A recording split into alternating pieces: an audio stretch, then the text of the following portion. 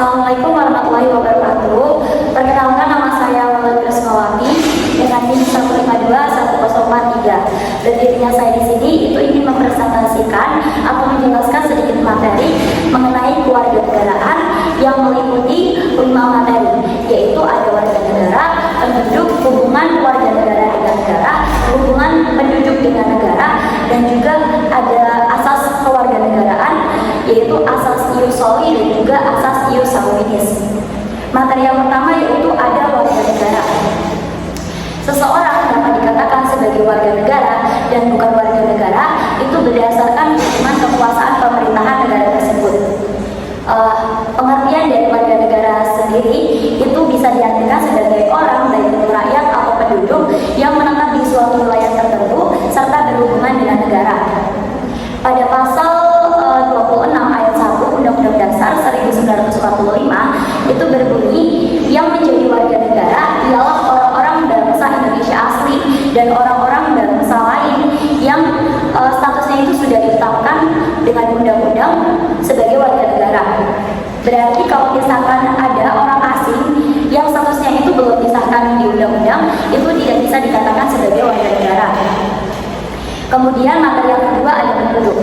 Penduduk bisa diartikan sebagai rakyat yang mendiami suatu wilayah atau tempat. Penduduk sendiri itu bisa dibagi menjadi dua, warga negara sendiri dan juga warga negara asing. Dalam pasal 26 ayat 2-nya itu berbunyi, penduduk adalah warga negara Indonesia dan orang bangsa lain yang bertempat tinggal di Indonesia. Berarti di sini bisa ditarik kesimpulan, berarti tidak semua penduduk itu bisa dikatakan sebagai warga negara. Dalam Indonesia sendiri itu kewarganegaraan diatur dalam Undang-Undang Nomor 12 Tahun 2006. Pada undang-undang tersebut sudah dijelaskan yang mana yang menjadi warga negara Indonesia. Terus yang ketiga ada hubungan warga negara dengan negara. Pastinya hubungan warga negara dengan negara itu identik dengan adanya hak dan juga kewajiban. Yang pertama ada hak dari warga negara sendiri, ada 5 hak. Yang pertama ada recognize, itu pengakuan atau diakui oleh negara. Yang kedua ada respect, itu penghormatan atau dihormati oleh negara. Yang ketiga ada protect, itu perlindungan atau dilindungi oleh negara. Yang keempat ada facilitate, itu difasilitasi oleh negara. Yang kelima itu ada fulfill. Fulfill itu pemenuhan atau dipenuhi oleh negara. Sedangkan kewajiban dari seorang warga negara itu ada 3. Yang pertama juga ada recognize. Recognize itu pengakuan atau mengakui negara. Yang kedua ada respect, itu penghormatan atau menghormati negara. Yang ketiga ada compile. Compile itu bisa diartikan sebagai taat atau mentaati negara. Kemudian pada pasal 27 Undang-Undang Dasar 1945 yang pertama, segala warga negara berdasarkan kedudukan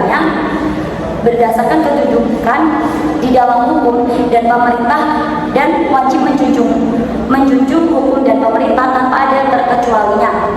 Yang kedua, setiap warga negara berhak atas pekerjaan yang layak atas penghidupannya. Yang ketiga itu ada setiap warga negara wajib ikut serta dalam upaya pembelaan negara. Kemudian materi yang keempat ada hubungan penduduk dengan negara. Hubungan penduduk dan negara di sini terletak pada kedudukan sebagai warga negara, entah itu jadi warga negara sendiri atau warga negara asing. Tanpa adanya penduduk tidak